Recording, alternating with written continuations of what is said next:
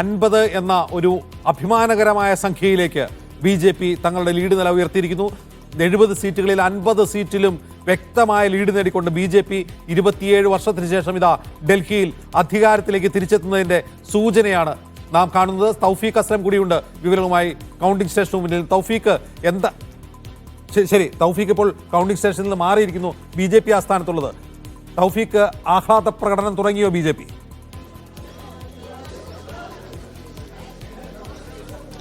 അജിംസ്, ആഹ്ലാദത്തിനുള്ള തയ്യാറെടുപ്പുകൾ BJPയുടെ സംസ്ഥാന ഓഫീസിൽ തുടങ്ങിക്കഴിഞ്ഞിട്ടുണ്ട്.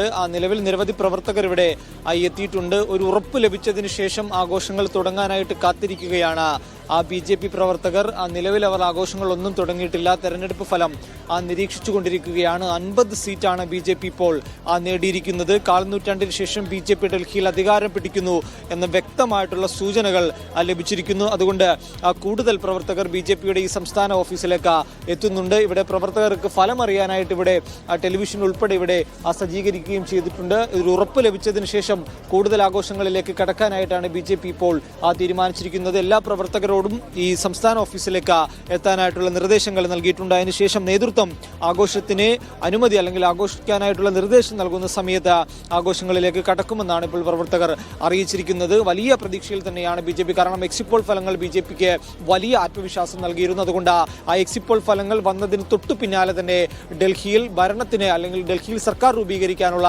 ചർച്ചകൾ BJPയുടെ ഭാഗത്തു നിന്നുകൊണ്ട് ആരംഭിച്ചിരുന്നു. ഇനിയിപ്പോൾ ആരായിരിക്കണം മുഖ്യമന്ത്രി അടക്കമുള്ള കാര്യങ്ങളിലേക്ക് BJP വളരെ വേഗം തന്നെ ഒരു തീരുമാനത്തിലേക്ക് എത്തുമെന്നാണ് നേതൃത്വത്തിൽ നിന്ന് ലഭിക്കുന്ന വിവരങ്ങൾ. വലിയ BJP പ്രതീക്ഷിച്ചതിനേക്കാൾ കൂടുതൽ ഒരു വിജയമാണ് BJPക്ക് ലഭിക്കാൻ പോകുന്നത്. അതുകൊണ്ട് തങ്ങൾ നൽകിയ വാഗ്ദാനങ്ങളെല്ലാം തെരഞ്ഞെടുപ്പിന് മുമ്പ് തങ്ങൾ ജനങ്ങൾക്ക് നൽകിയ തങ്ങളുടെ പ്രകടന പത്രികയിലൂടെ ജനങ്ങൾക്ക് നൽകിയ എല്ലാ വാഗ്ദാനങ്ങളും BJP പാലിക്കുമെന്ന് തന്നെയാണ് ഇവിടെയുള്ള BJPയുടെ നേതാക്കൾ എല്ലാവരും ഇപ്പോൾ പറയുന്നത്.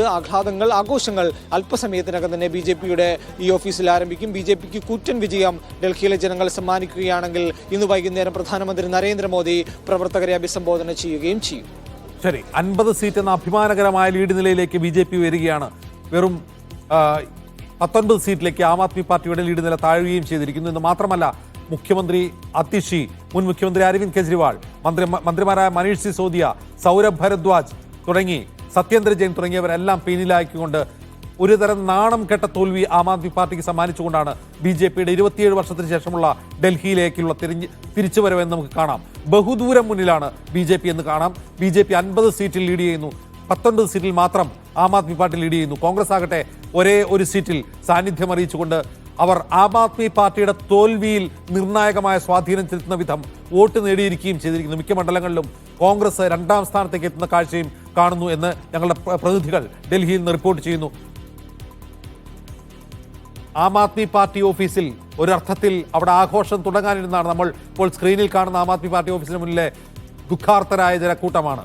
ആം ആദ്മി പാർട്ടി ഓഫീസിന് മുന്നിലെ റോഡിന് മുന്നിൽ ദുഃഖാർത്തരായ പ്രവർത്തകർ നിൽക്കുന്നു. അതേസമയം BJPയുടെ ആസ്ഥാനത്ത് അവർ ആഹ്ലാദ പ്രകടനത്തിലുള്ള ഒരുക്കത്തിലാണ്. ഏതായാലും ഫലസൂചനകൾ പുറത്തു വരുമ്പോൾ ഇപ്പോൾ 48 സീറ്റുകളിൽ BJP മുന്നിട്ട് നിൽക്കുന്നു. 48 സീറ്റുകളിൽ 50 എന്നുള്ളിടത്ത് 48 സീറ്റിലേക്ക് താഴ്ന്നിട്ടുണ്ട്. ആം ആദ്മി പാർട്ടി 2 സീറ്റ് വർദ്ധിപ്പിച്ച് 21 എന്ന സീറ്റിലേക്ക് മാറി